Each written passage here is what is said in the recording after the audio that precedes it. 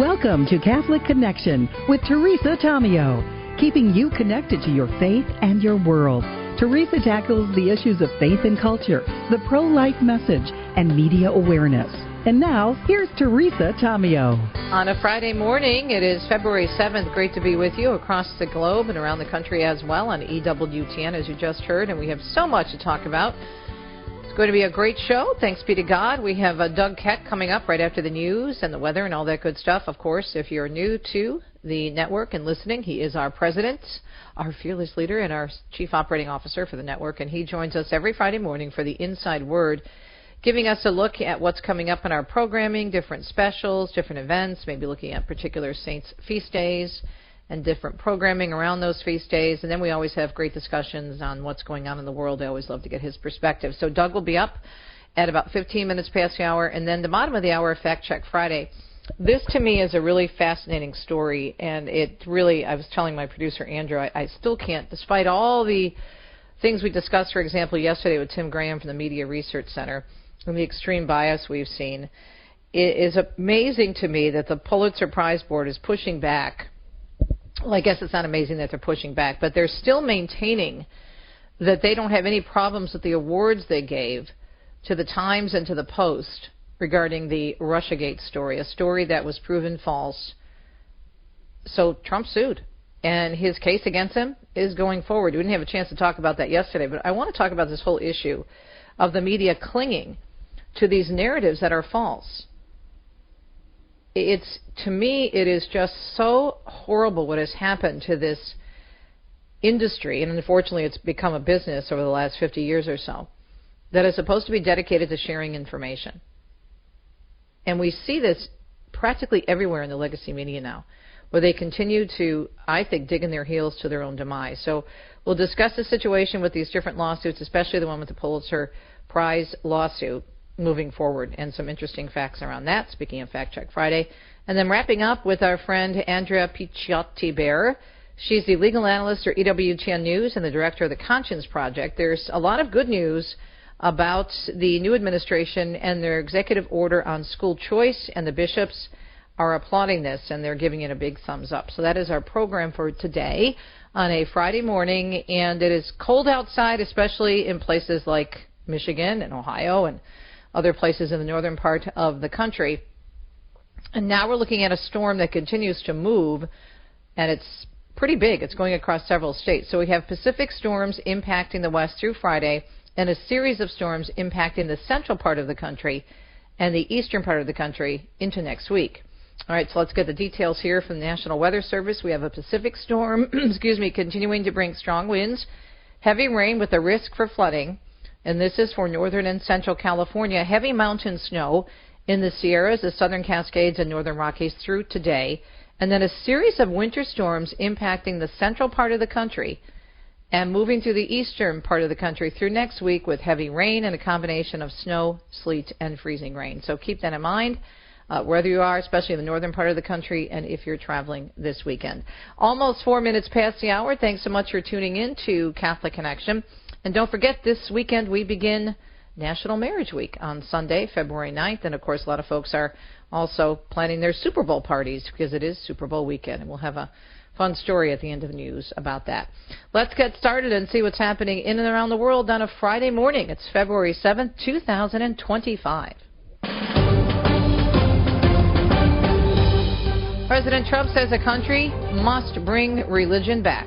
We have to bring it back much stronger. It's one of the biggest problems that we've had over the last fairly long period of time.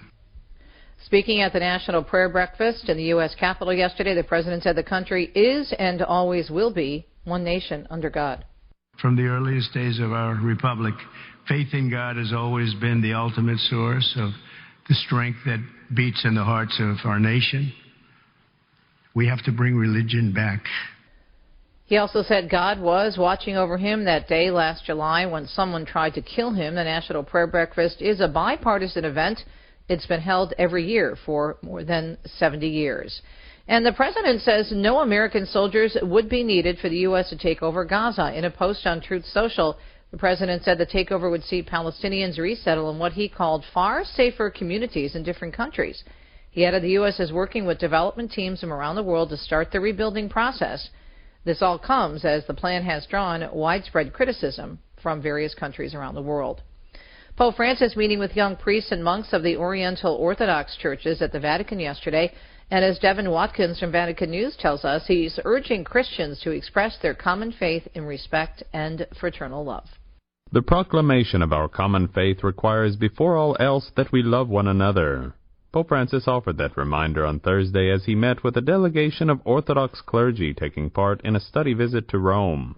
Promoted by the Dicastery for Promoting Christian Unity, the fifth study visit brought together priests and monks from several Oriental Orthodox churches. In his greetings to the group at the Casa Santa Marta, the Pope called the annual visit an exchange of gifts, which helps theological dialogue to go hand in hand with the dialogue of charity. He noted that this year marks the 1700th anniversary of the Council of Nicaea, the first ecumenical council which produced the Nicene Creed, a symbol of faith professed by all Christians. Pope Francis went on to explore the meaning of the term symbol in reference to the Nicene Creed. On a theological level, he said, the Creed sets forth the ensemble of the principal truths of the Christian faith which harmoniously complement one another. The Nicene Creed, he added, was the first synthetic symbol created by the Church and was therefore exemplary and unparalleled. The Pope said the Creed also bears an ecclesiological significance since it unites both truth and believers as a single Christian people. Each Christian, added the Pope, possesses a piece of the symbol which can be fully expressed only when united completely to all other pieces. Pope Francis then reflected on the spiritual significance of the symbol of faith, recalling that it is primarily a prayer of praise that unites Christians to God. Union with God necessarily takes place through unity among us Christians who proclaim the same faith, he said. Meanwhile, Vatican News also reporting the 11th International Day of Prayer and Awareness Against Human Trafficking will be tomorrow, February 8th. At the forefront of the fight against this modern-day scourge, Vatican News tells us Talitha Kum, a Catholic network of religious sisters dedicated to combating human trafficking through prevention, advocacy, and survivor support, is busy addressing the issue there in Rome. Their work spans continents, raising awareness, rescuing victims, and engaging with policymakers to dismantle the networks of traffickers and ensure justice for survivors. And by the way, the phrase Talitha Kum, recorded in the Gospel of Mark in the story of Jesus resurrecting Jairus' daughter, the passage reading, "Then he took the child by the hand and said to her, Talitha Kum," which is translated to, "Little girl, I say to you, arise." The Texas Attorney General has sent a letter to several school districts outlining how they helped boys play girls' sports. Ken Paxton pointing to undercover videos where parents were told that changing the gender on a birth certificate would get around the current rules. The letter sent to both Dallas and Irving school districts demanding documents proving they are following the law. And Texas is hoping the White House will pay the state back for billions of dollars spent securing the border under the Biden administration. What Texas is seeking is reimbursement to the state of Texas of about $11 billion. That's Governor Greg Abbott meeting with the president this week to press the case. Illegal immigration into Texas has turned into a trickle now. The latest numbers from the Department of Public Safety do show that earlier this week there were fewer than 400 arrests made between the ports of entry. However, federal officials with Homeland Security say Mexican cartels will do just about anything still to get their drugs across the border, explaining the vast majority come through ports mixed in with other imports. Now, this customs agent in South Texas this week, customs agents in Texas caught nearly $20 million worth of meth and heroin, and it was hidden inside loads of fruits and veggies. It was a drug dog at the International Bridge in Far Texas that sniffed it out, they say, and agents seized the narcotics and tractor-trailer. Homeland Security has taken over the criminal investigation. Republican Senator Ted Cruz of Texas says the Army helicopter that collided with a passenger plane last week had an advanced surveillance system that was turned off. Cruz is the chair of the Senate Commerce, Science, and Transportation Committee, which was briefed by federal authorities about the mid-air collision that killed 67 people near Washington, D.C. Earlier this week, Cruz said the helicopter had switched off its advanced tracking system at least sometime before the crash. That system includes a display showing where other aircraft are in the area. Jack Cronin tells us San Diego County is now filing a lawsuit against social media companies. The lawsuit against companies like TikTok, Facebook, Instagram, Snapchat, and YouTube is over addictive practices, especially for children. San Diego County Supervisor Tara Lawson-Remer says these social media platforms are impacting the mental health of young people. She says the addictive properties of these social media companies are leading to depression, anxiety, and suicide. There's a new strain of bird flu that's infecting dairy cows. Infectious disease specialist Dr. Peter Chin-Hong says it's worth looking at it. It's already been found in humans as well. This particular strain, although there's no evidence that it's going to get into humans that easily, is capable of causing more serious disease, at least in the 2 cases that we know about. Before this new strain, just over 950 bird flu cases in dairy cows since last year's outbreak were from the same virus strain. According to the USDA, officials found the new strain in milk from Nevada. This is the first time the strain has been seen in dairy cows. Nearly 70 people in the country, mostly farm workers, have contracted bird flu as a virus spreads among poultry and dairy herds. Some New Yorkers are shelling out more money for egg sandwiches. Food vendors across the Big Apple say they used to pay under $30 for 15 dozen eggs, and now that price has more than tripled. The eggs, they used to be, we used to buy like a case is like $28 for 15 dozen. Now it's $100 for the case. How much I'm gonna steal the sandwich for?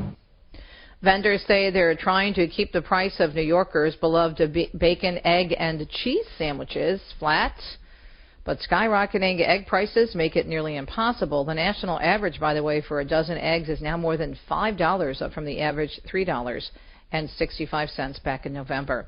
Lisa Carton tells us the average rate on a 30-year mortgage is down for the 3rd straight week in a row. The mortgage interest rate slipped lower over the past week, settling at the lowest level of 2025, but remaining elevated enough to slow down normal levels of buying and selling in the housing market. It's now at 6.89%, according to mortgage buyer Freddie Mac. A year ago, it averaged 6.64%. Freddie Mac's chief economist noted that the past 2 weeks have seen a small uptick in purchase applications compared to the same period last year. A new bill in the Senate would cap credit card interest rates at 10%, introduced by Vermont Independent Bernie Sanders and Missouri Republican Josh Hawley this week. The cap would be in effect for 5 years if it becomes law. Credit card industry lobbyists argue that interest rate caps actually hurt consumers and will likely oppose the bill. The average credit card interest rate is more than 20%, and Americans owe more than $1.1 trillion. Michael Kastner tells us Grubhub says it suffered a data breach and some customer contact info was compromised. The food delivery platform said earlier this week that someone broke in through a third-party service provider and gained access to some details about campus diners, merchants, and drivers who've dealt with customer care service. Email addresses and phone numbers were impacted, along with partial credit card info for what Grubhub called a subset of campus diners. The company recommends customers create unique passwords for their accounts.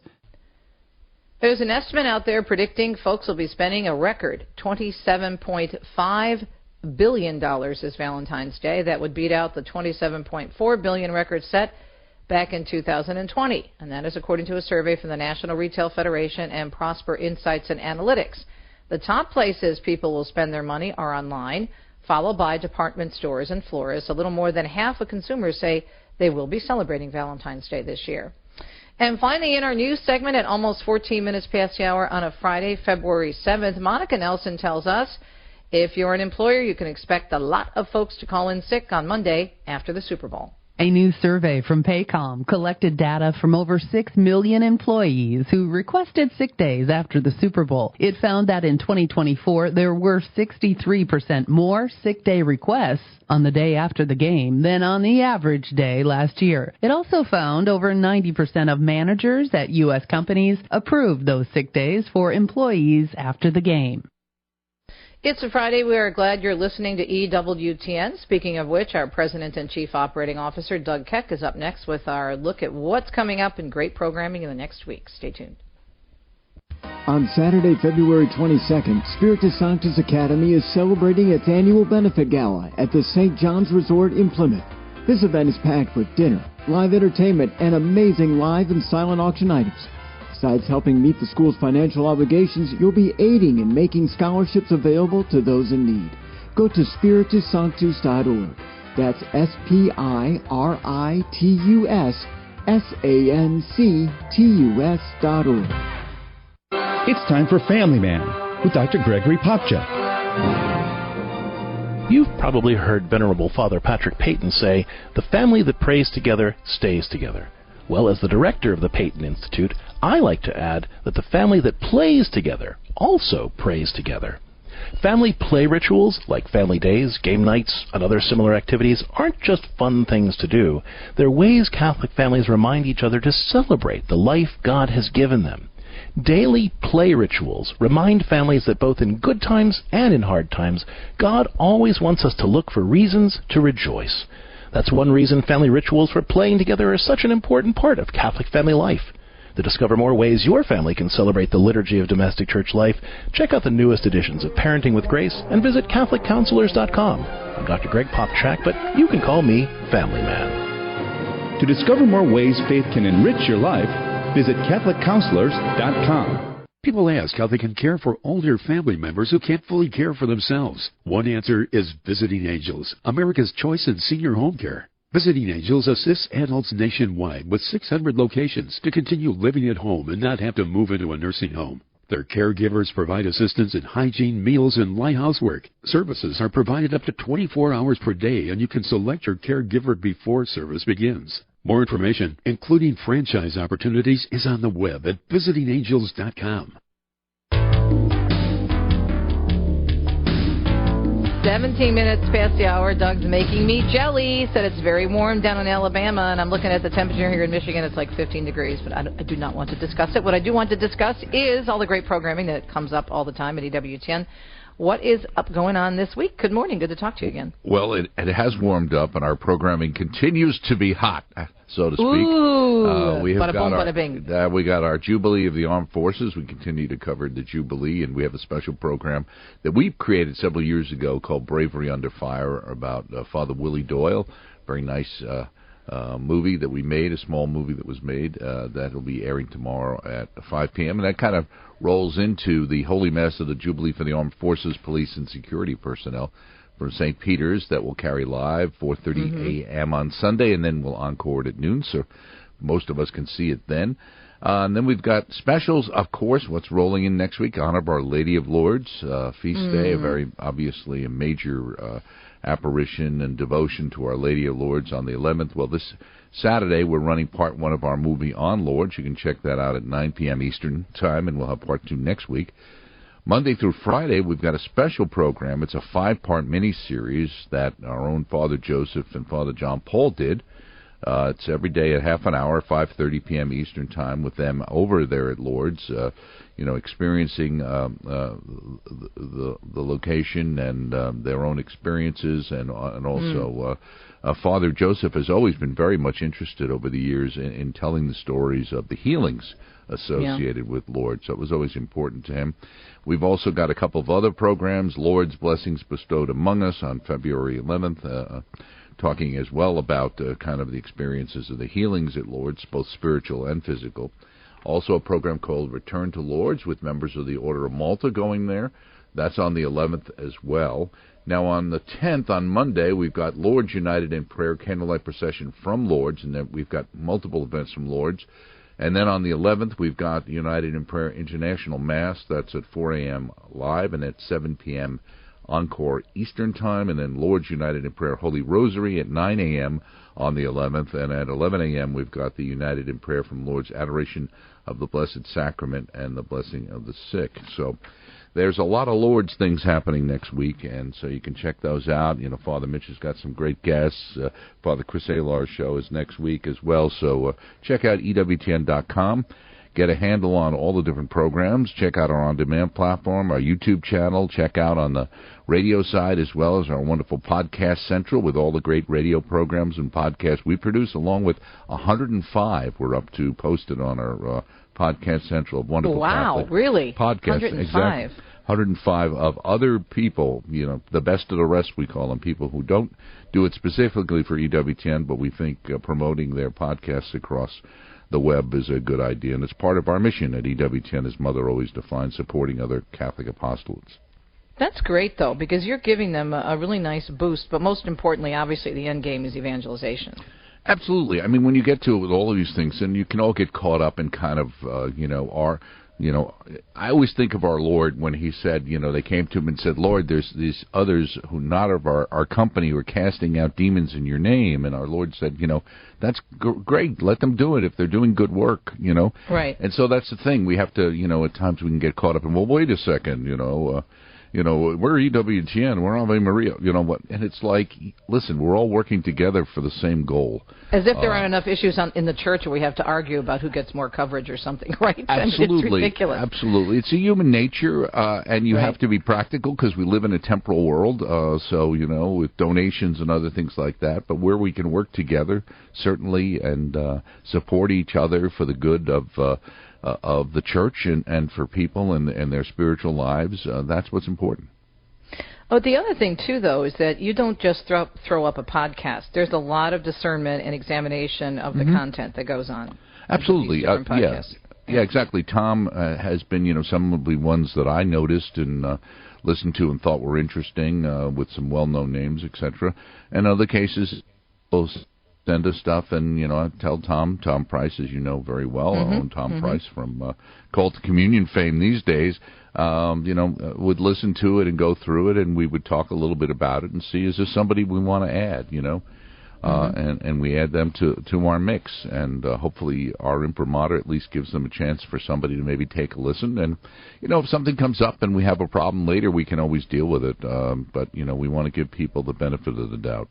Right. I wanted to get back to the events you're covering at the Vatican in terms of the Jubilee, because a lot of folks don't know, and this is what's really cool, is that within the Jubilee, the Vatican is hosting a number of different events. There, for example, also this month is going to be a Jubilee for deacons. I actually I wrote about that in an article for the Register, helping deacons, if they're going to Rome, pick which churches they need to see. But so every month there's something else that's coming out of the Vatican in terms of like a mini Jubilee within the Jubilee year. Yeah, like the armed forces, and recently there was one on communications a couple of weeks ago, which I know you talked about on the air as well. And yeah, each couple of weeks, each month, they focused on something else. Unfortunately, it's a lot of things, similar things in the church, which is it's the best kept secret, These wonderful things are going on, and we don't hear about them. And the one place that really we do talk about these events in Rome, obviously, is EWTN and Catholic Radio and Ave Maria. Many other places, if you go to a local parish, the odd that the average person would know what a Jubilee is, let alone the fact that one's occurring right now, is probably not a high percentage. That would be my anecdotal guess. And that's our goal, is to raise that up, and why that is, and why there isn't the level of attention. I guess it's because the level of attention is more interesting on the times that there are scandals or things going on, like whether it's the abuse scandal, and now we're dealing to some degree. There's been a bit of a hazarai over the whole, CRS or Catholic Charities. When many of us realize, maybe for the first time, or that at some level, how much of the money for these organizations actually doesn't come from our donations or from other Catholic entities, but is coming from the federal government, and it doesn't mean they don't do great work, but it does allow people to say, does taking money from the government, as much as the work is good, is that impacting the Catholic nature of this organization? I think, though, what EWTN does so well is that you cover both. Okay, there are some issues that we're seeing now that's being uncovered and questions that need to be raised, but it doesn't mean that cancels out all the rest of the good that's coming out, right? And that's exactly right. That's why. I mean, nobody can argue the Catholic Charities and Catholic Relief Services have done wonderful work over the many, many years, and that as Catholics we're called to do this not only for Catholics but for everyone. But we want to make sure, and I think a lot of us today are really, with whether it's, and we've seen this with Catholic universities over the years, the idea of trying to say truth in advertising, and one level, and saying if it's going to say Catholic and have Catholic on the outside of it, we'd like it to be Catholic on the inside of it. What a concept! Right, and and if it's not, then you just start to wonder at this point in time: does it really matter whether it has Catholic on it or not? And if it's becomes so secularized, and I'm not saying either one of these have, but if you have an organization or a university that's come so secularized that you couldn't tell it was Catholic except for the fact that somehow it's in their name or in their historical background, you know, you try to get to truth in advertising. A lot of people just want transparency. Maybe that's where I'd like to go, but I don't want to go someplace or give something to somebody and then find out, oh, I thought you were doing X when you're really doing Y. Super important. Yeah, I'm really excited, too, about the coverage of Lourdes. And my husband, who is also a Knight in the Order of Malta, we've actually done work with the Malades there, and that was a powerful experience to be in Lourdes for that. It's really something. If you've never been, I really would tell people to put it high on their pilgrimage bucket list. Doug, thank you so much. Have a great weekend, and God willing, I'll see you in about 10 days. I'm coming down doing a lot of work on the book and also on the EWTN Learn series. Right, and we'll be talking about the book. Okay, we'll talk to you later. Doug Keck, of course, from EWTN. Stay tuned.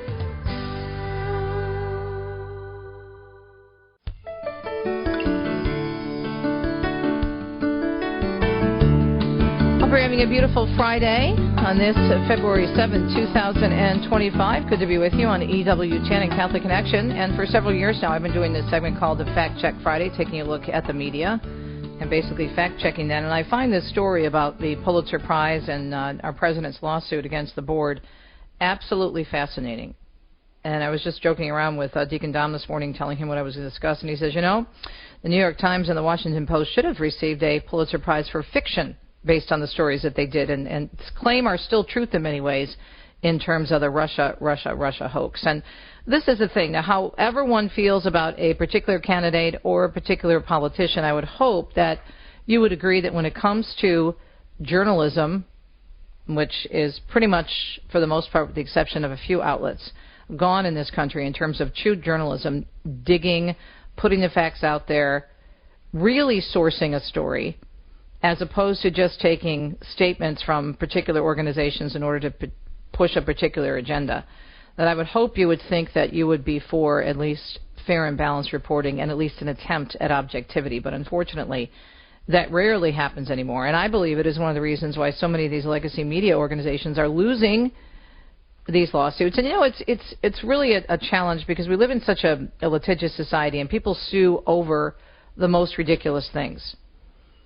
And so it's not as if I want to encourage, sue this person, sue that person. But at the same time, in the last 10 to 15 years, the only way to get the legacy media's attention, which has been on a tear and going after anyone who disagrees with them or anybody on the left, I mean, they have just been nonstop and relentless.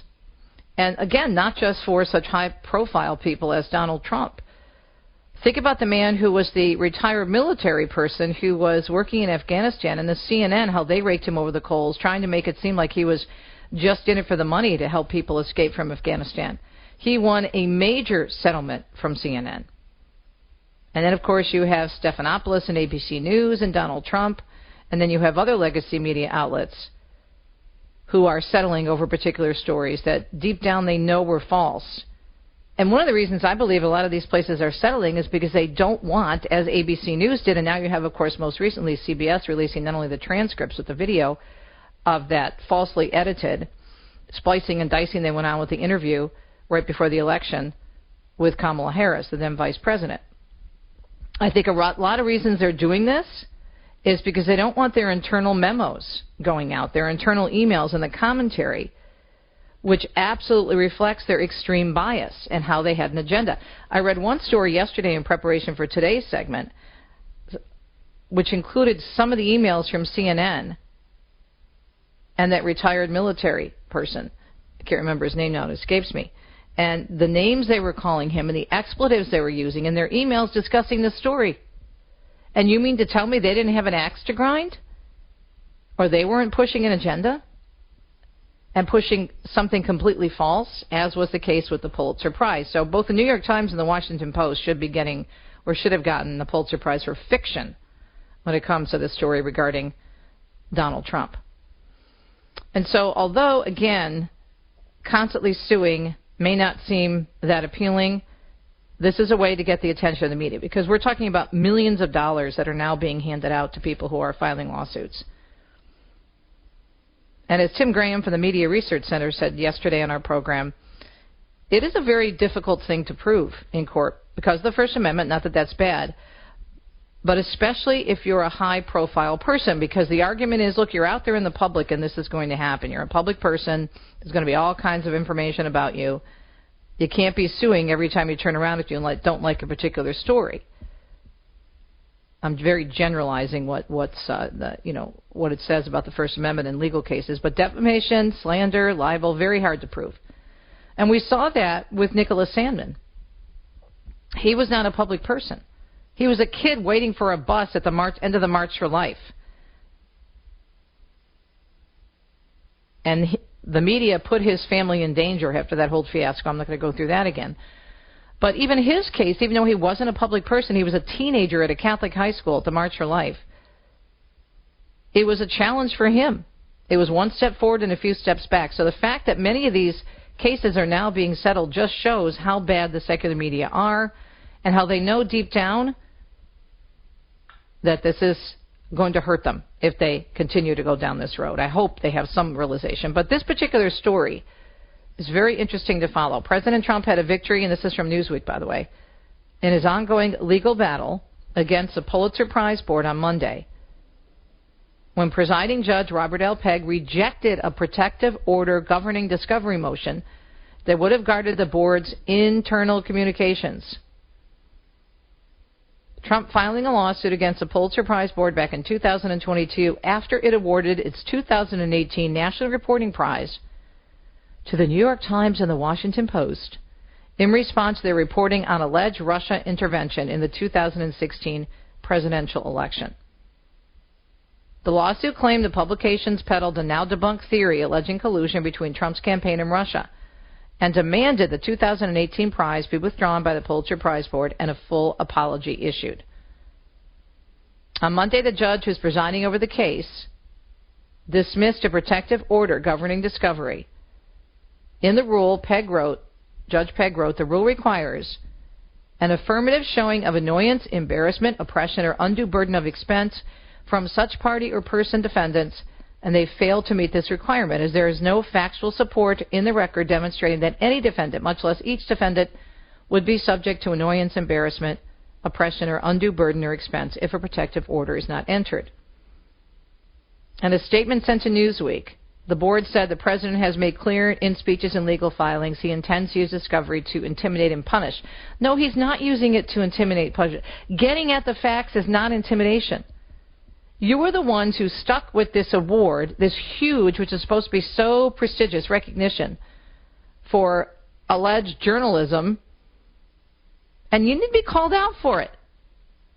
You're the board issuing the Pulitzer Prize, for crying out loud. Give me a break. The Pulitzer Prize Board has previously insisted that the 2018 award to the New York Times and the Washington Post would stand based on what? Based on what? This was proved to be fiction. It is ridiculous that they're standing so strongly behind these awards that were built on a false story. I don't care how you feel about this president or previous presidents. The story was proved to be a hoax over and over again, and yet they're standing by this story, awarding someone for fiction. Again, they should have gotten the award for fiction, the Washington Post and the Times. You can't make this stuff up, but speaking of making it up, the Post and the Times and vast majority of the legacy media did. We'll be right back.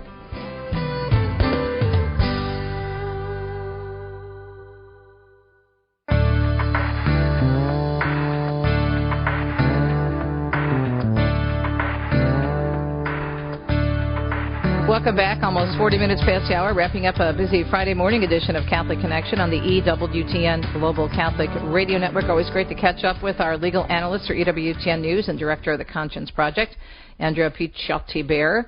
All right, some good news in terms of school choice, and the bishops are applauding President Trump's support for school choice. So kind of give us a summary of what's happened and why this is good news. And thanks for joining us this morning. Yeah, no, thanks for having me on. This is really exciting time. I feel like, I'm drinking from the fire hose with the number of really incredible executive orders that President Trump has been issuing.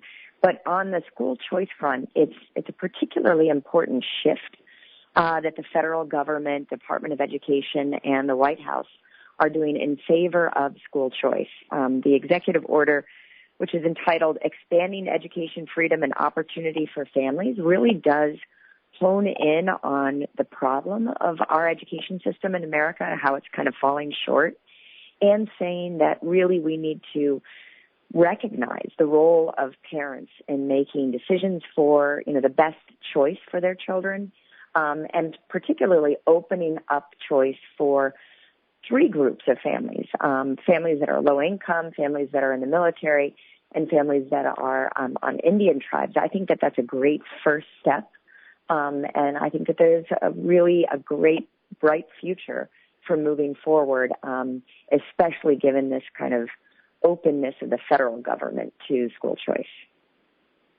What was the position, and I already know it, but inform our listeners, what was the position of the previous administration? Because they were pretty much against this. Why do you think that was?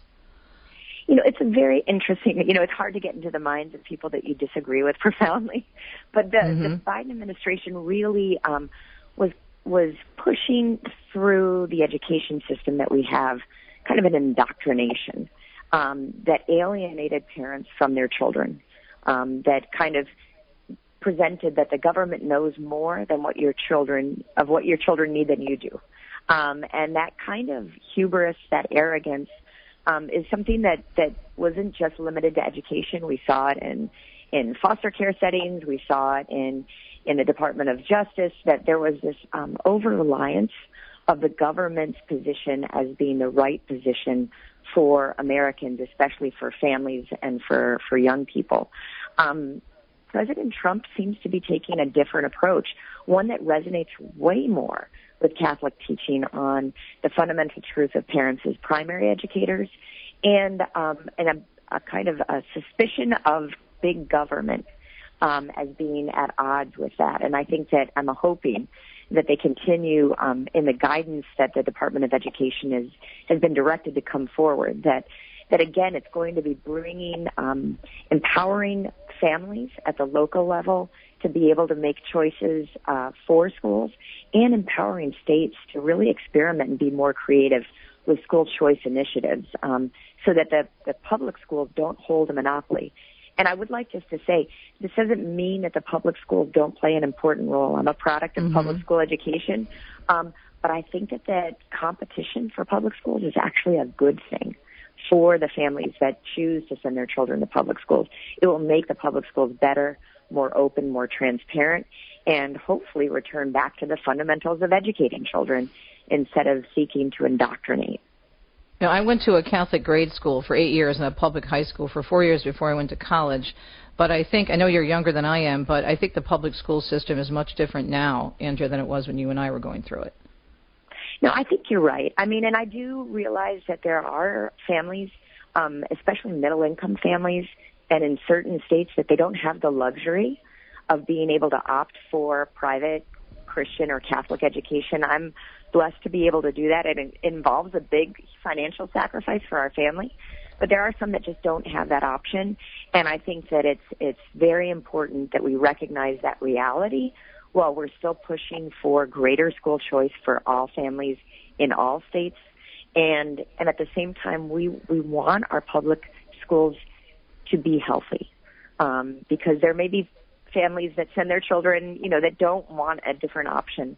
And so the best way to be healthy is for robust, vibrant competition and for a return, as the president's executive order says, to the fundamentals of education. We've got a crisis that our children just aren't prepared when they go into the workforce or just to, go into life outside of secondary education. We're talking with Andrea Picciotti-Bayer, and of course she is with us on a number of different fronts. And the story we're talking about this morning, there's several pieces that have been posted by her on the National Catholic Register, so we'll make sure we put a link to that on our archive section. But she's a legal analyst for EWTN News and the director of the Conscience Project. Now, what's interesting about this whole situation is when you talk about choice. Now, the other side under the previous administration pushed choice when it comes to abortion, right? Yet, when it comes to things like school choice, when it came to the COVID vaccine, it was their way or the highway. To me, that's highly hypocritical. And I think what's happening is the scales are falling off of people's eyes in terms of what's going on in the government, what was going on in the schools. And I think with the schools, it started in COVID because so many kids were obviously at home, and parents were able to monitor more closely what was going on in the schools. But think about those days when you saw parents being dragged from school board meetings as criminals to what's happening now. I mean, there's a big turnaround, and I think it's mostly for the positive, at least what I could tell from. Yeah, no, I mean, first I would like to say that even though the administration was claiming choice, they really were just saying your choice is abortion. They weren't. Well, yeah, as long as you have our choice, that's the only choice. Yeah, you can choose, but only our choice for you. Well, and we've seen that kind of progressive ideologues are intolerant. They don't like people to exercise agency. They don't want to respect, especially the agency of parents. When we're looking at the education context, you're absolutely right that there was an incredible intolerance towards parents actually knowing what was going on in the classroom, knowing what their children were struggling with. We see that also in dealing with gender ideologues, that they were trying to basically cut parents out of a conversation when young people are struggling with dysphoria or the social contagion of gender ideology, and that the schools were almost shielding and hiding crucial information from parents. What is interesting, Teresa, in addition to this great movement that's going on in the White House, is there are a number of really key important cases that are before the Supreme Court this term that I really believe are going to vindicate parents' rights in public school settings and vindicate in general the options that we should offer to families, particularly options that are faith-based when it comes to education. And offering those options is actually consistent with the Constitution's Establishment Clause and free exercise, those dual religious freedom guarantees, and not at odds. And so it's really a positive opportunity where we've got both the executive and the judiciary poised to vindicate what we know is good, true, and beautiful. And that's parents directing, kind of being the guides for their children as they pursue education at primary and secondary levels in particular. Have there been any legal efforts to try and stop this latest executive order regarding school choice? I wouldn't be surprised. I haven't seen anything yet. There have been efforts by the kind of typical cast of characters, right? We've got, unfortunately, the American Civil Liberties Union isn't so much about civil liberties anymore, but about particular agendas and particular ideologies. I wouldn't be surprised if they're trying to push that through in coordination with teachers' unions, which, again, oftentimes aren't representing teachers. Many public school teachers are incredibly selfless people that really want the good of their students. Their unions oftentimes aren't representing their interests or the interests of the students that they teach. So it wouldn't be surprising. We also have to be mindful that the Department of Education, folks working within, while there are some career people that are really committed to healthy education, there are many people within that department that are committed to monopolies as opposed to greater and more vibrant education options for families. So I think that it's going to be hard. There's one thing to get a proclamation from the president. It's another to kind of have it drill down into the day-to-day. And I think we really just need to pray, and we need to talk about how important it is, if we're parents, grandparents, aunts, uncles, that America's youth be educated and not indoctrinated anymore. What about the shutting down, possibly, the Department of Education? What's your take on that? It seems a little radical. I know that there are people who I trust, people who I think that it's just not a healthy department for the country. I do think that, I'm a big supporter of the Individuals with Disabilities in Education Act and how that has provided great supports for students with special needs, and especially those are often, insurmountable costs that families bear when they have a child who has special education needs, learning needs. And so I think that it would be great if things could be handled at the state and local level, but I see that that's one federal law that's really been a plus especially if we are a pro-life community. We want to make sure that if families are given a diagnosis that a child has any particular disabilities, that they know that they're going to have a partnership with their community in being able to provide the child as they learn to be able to thrive and flourish. So if we could push down those kinds of protections at the state, local level, I think maybe the Department of Education isn't necessary, but I would hate to get rid of those protections because I think there are families that really need them. And we've seen kids be able to really contribute the gifts that God has given them in light of their disabilities, as opposed to being relegated to kind of not get the tools that they need to be able to flourish. I do think it's all worth reviewing, though, and making sure that these things are being handled properly, don't you? No, absolutely. And we can see oftentimes there are families in public schools where they're pushing up against their school district instead of working with their school district to get the help that they need. I'm a big fan of the fact that our Catholic bishops are really pushing for school choice so that families with kids with special needs can take that money with them to our faith-based schools, because there are some schools that offer those supports, but oftentimes they just don't have the resources to be able to support a kid with learning needs. So I think there's a lot of opportunity, and I'm really looking forward to this administration that seems to be kind of much more keyed into the needs of children and families than ever before. Well, at least I feel like in so many ways, especially with the life issue, as one of the folks I've interviewed, Lauren from Sidewalk Advocates for Life, and I was interviewing her at the March for Life for EWTN 2 weeks ago, she was saying at least now we have a voice at the table where they were, not even invited to the dinner table before. So I think that's a good thing. Andrea, thanks for your great work. And again, Andrea is a legal analyst for EWTN News and director of the Conscience Project. Several great articles of hers on the Register. We'll put a link to them. And where can we find you online, my dear, in addition to the Register? So if you're on X or Twitter, you can find me at Bayer Picciotti, or you can just check out our website, which is conscience-project.org. We've got videos and written commentary, and the big challenge right now, Teresa, is that people know that the law supports religious freedom, the law supports families, and it's really important that people become better educated so that they can defend their rights and the rights of the people around them. Yeah, and more involved, awareness and involvement. Thank you so much. Have a great weekend. Have a blessed weekend, and we will be right back on Catholic Connection. It's a Friday morning, and we'll let you know what's coming up next week. Stay tuned.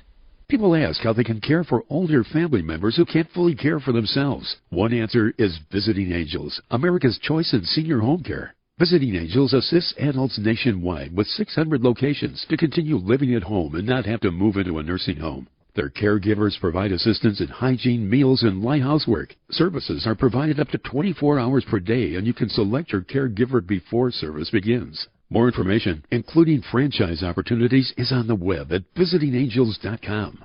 Remember to take a minute this week to thank a priest you know for all the blessings he shares through his vocation. Our priests work tirelessly to bring us the sacraments and help us on our journey to heaven. Let's encourage them and express our gratitude for all of their sacrifices, like thank you for baptizing our children. Nominate your priest at thankyouforyourpriesthood.com. A new contest every month through September 2025. Brought to you by Diocesan, your Catholic advertising and communications company. Maybe you've been hearing a lot about the need to make a spiritual communion while participating from home in a live-streamed or broadcast Mass. There's more to it than reciting the act of spiritual communion. We should begin by having sincere repentance for our sins and affirming our belief that Christ's death redeemed us. Next, we call to mind the spiritual gifts found in Christ's sacrifice and thank God earnestly for them. Now we are disposed to pray the traditional prayer of spiritual communion. Jesus, I embrace you and unite myself wholly to you. Do you own popular index mutual funds or ETFs? If so, you're automatically own shares of companies that conflict with your moral beliefs. Ave Maria mutual funds are managed to conform to pro-life and pro-family values. Long-term investors can invest in the no-load Ave Maria mutual funds. The experienced professional portfolio managers make decisions based on investment fundamentals and pro-life values. You can learn more about Ave Maria mutual funds today at 866-AVE-MARIA or visit AveMariaFunds.com.